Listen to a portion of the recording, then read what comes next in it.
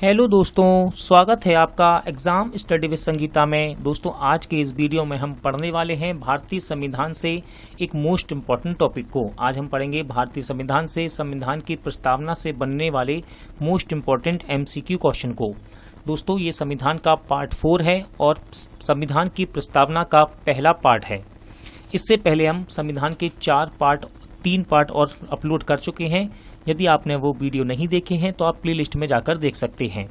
दोस्तों, आप किसी भी एग्जाम की तैयारी कर रहे हो जहां संविधान एक इम्पॉर्टेंट टॉपिक बनता है, वहां प्रस्तावना से क्वेश्चन अक्सर पूछे जाते हैं। आप भले ही रेलवे की तैयारी कर रहे हो, एसएससी की तैयारी कर रहे हो या फिर किसी स्टेट लेवल के एग्जाम की, ये प्रैक्टिस सेट आपके लिए इम्पोर्टेंट रहेगा आने वाली प्रतियोगिता परीक्षाओं के लिए। यदि आपको ये वीडियो अच्छा लगे, हेल्पफुल लगे तो प्लीज़ वीडियो को लाइक और शेयर जरूर कीजिएगा। और यदि अब तक आपने हमारे चैनल को सब्सक्राइब नहीं किया है तो प्लीज़ चैनल को सब्सक्राइब जरूर कीजिएगा, जिससे कि आपको मेरे आने वाले नए न्यू मोस्ट इम्पॉर्टेंट वीडियो का नोटिफिकेशन टाइम पर मिलता रहे। तो चलिए हम अपनी क्लास शुरू करते हैं। पहला क्वेश्चन है, भारतीय संविधान के किस भाग को उसकी आत्मा की आख्या प्रदान की गई है। क्वेश्चन है, भारतीय संविधान के किस भाग को उसकी आत्मा की आख्या प्रदान की गई है। तो सही आंसर है प्रस्तावना। अगला क्वेश्चन है, संविधान निर्माताओं ने किस पर विशेष ध्यान दिया था। क्वेश्चन है, संविधान निर्माताओं ने किस पर विशेष ध्यान दिया था। तो राइट आंसर है आपका प्रस्तावना पर। किस पर? प्रस्तावना पर। भारत में जनप्रिय संप्रभुता है क्योंकि भारत के संविधान की प्रस्तावना शुरू होती है इन शब्दों से। भारत में जनप्रिय संप्रभुता है क्योंकि भारत के संविधान की प्रस्तावना शुरू होती है इन शब्दों से। तो ये शुरू होती है, हम भारत के लोग हैं। ठीक है, संविधान प्रस्तावना कैसे शुरू होती है? हम भारत के लोग हैं। भारत को गणतंत्र क्यों कहा जाता है। क्वेश्चन है, भारत को गणतंत्र क्यों कहा जाता है। तो इसका राइट आंसर है ऑप्शन डी। यहाँ राज्य का प्रमुख निर्धारित अवधि के लिए निर्वाचित होता है, इसलिए भारत को गणतंत्र कहा जाता है। अगला क्वेश्चन है, भारत एक है।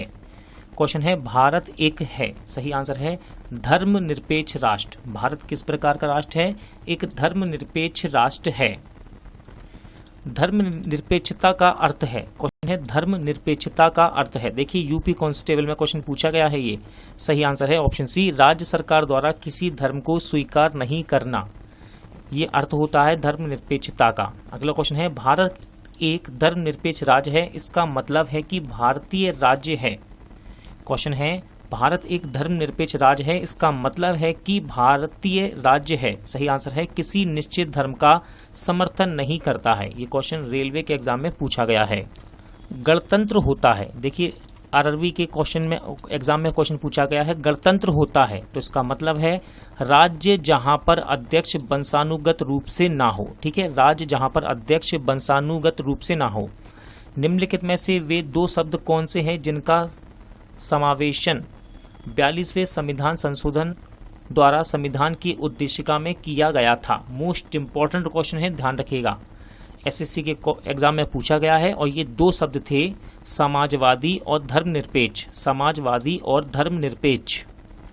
भारतीय संविधान की प्रस्तावना में भारत को किस रूप से घोषित किया गया है।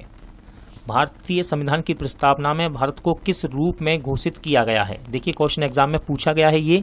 राइट आंसर है ऑप्शन सी, एक प्रभुत्व संपन्न समाजवादी धर्मनिरपेक्ष प्रजातांत्रिक गणराज्य के रूप में। अगला क्वेश्चन है, भारत एक गणतंत्र है, इसका अर्थ क्या है। देखिए, यूपी पीसीएस में क्वेश्चन पूछा गया है, ये इंपॉर्टेंट है। भारत एक गणतंत्र है, इसका अर्थ है, तो इसका अर्थ है भारत में वंशानुगत शासक नहीं है। निम्नलिखित में से कौन सा शब्द भारत के संविधान की उद्देशिका में नहीं है। एमपी पीसीएस में क्वेश्चन पूछा गया है, निम्नलिखित में से कौन सा शब्द भारत के संविधान की उद्देशिका में नहीं है।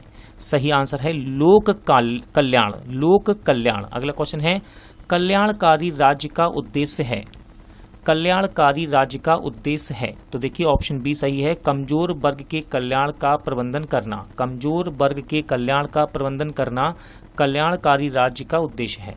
भारत को एक गणराज्य मुख्य रूप से माना जाता है क्योंकि, देखिए एसएससी में क्वेश्चन रिपीट है ये, भारत को एक गणराज्य मुख्य रूप से माना जाता है क्योंकि, तो सही आंसर है राज्याध्यक्ष का चुनाव यहाँ होता है।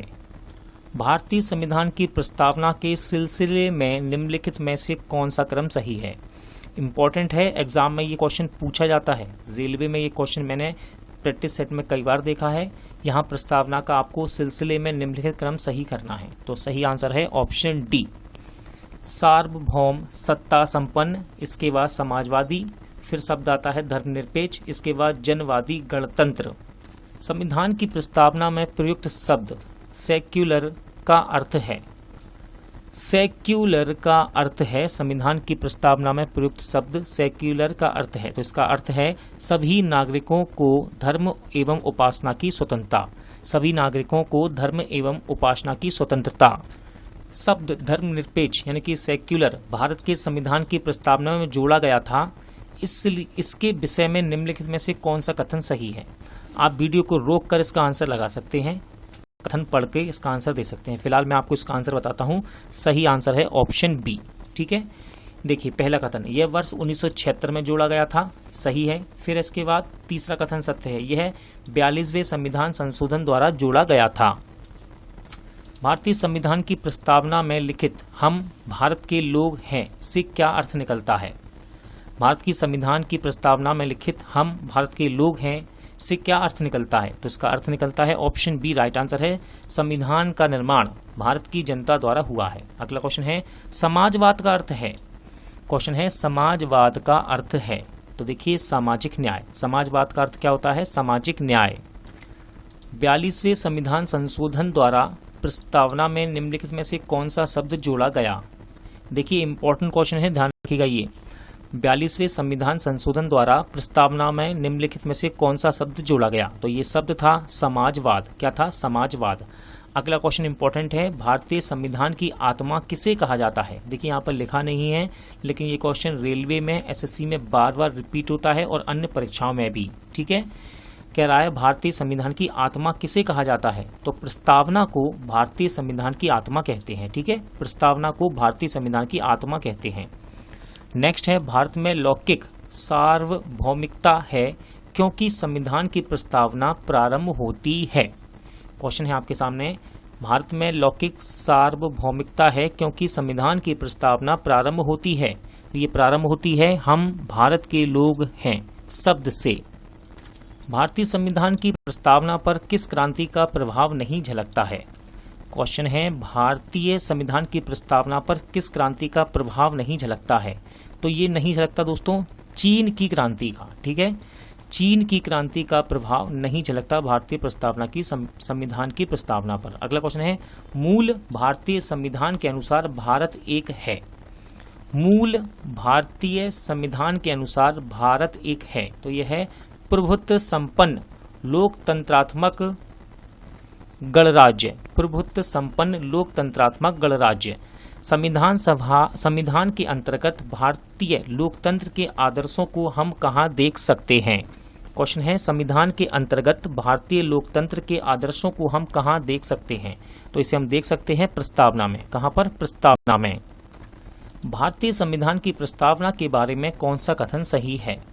भारतीय संविधान की प्रस्तावना के बारे में कौन सा कथन सही है। तो राइट आंसर है ऑप्शन बी, उक्त शब्द 1976 में संशोधन द्वारा जोड़े गए।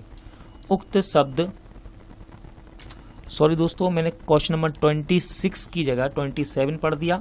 तो देखिए 27 हमने जब पढ़ ही दिया है तो उसका आंसर लगा देते हैं 27 का। तो 27 का आंसर है ऑप्शन बी, भारतीय संविधान की प्रस्तावना के बारे में कौन सा कथन सत्य है। तो उक्त शब्द 1976 के संशोधन द्वारा जोड़े गए। चलिए अब देखते हैं क्वेश्चन नंबर 26, 42वें संविधान संशोधन अधिनियम 1976 द्वारा प्रस्तावना में किस शब्द को नहीं जोड़ा गया था।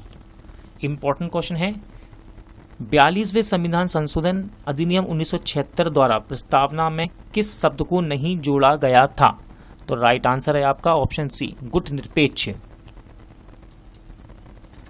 भारतीय संविधान ने किस प्रकार के लोकतंत्र को अपनाया है। क्वेश्चन है, भारतीय संविधान ने किस प्रकार के लोकतंत्र को अपनाया है। तो सही आंसर है लोकतांत्रिक गणराज्य को, लोकतांत्रिक गणराज्य को। अगला क्वेश्चन है, भारतीय संविधान की प्रस्तावना में वर्णित, भारतीय संविधान की प्रस्तावना में वर्णित लोकतंत्र को किस रूप में स्वीकार किया गया है। तो सही आंसर है इसका उपयुक्त सभी। देखिए राजनीतिक राजतंत्र आर्थिक लोकतंत्र और सामाजिक राजतंत्र के रूप में इसे स्वीकार किया गया है। अगला क्वेश्चन देखते हैं। भारतीय संविधान की प्रस्तावना के अनुसार भारत के शासन की सर्वोच्च सत्ता किस में निहित है? इंपॉर्टेंट क्वेश्चन है, ध्यान रखिएगा। भारतीय संविधान की प्रस्तावना के अनुसार भारत के शासन की सर्वोच्च सत्ता किस में निहित है? तो यह है जनता में। किस में? जनता में। दोस्तों आज का वीडियो यही एंड होता है। उम्मीद करता हूं आपको सभी क्वेश्चन अच्छे लगे होंगे, समझ आए होंगे। पूरा वीडियो देखने के लिए धन्यवाद। जल्द मिलते हैं नेक्स्ट वीडियो के साथ।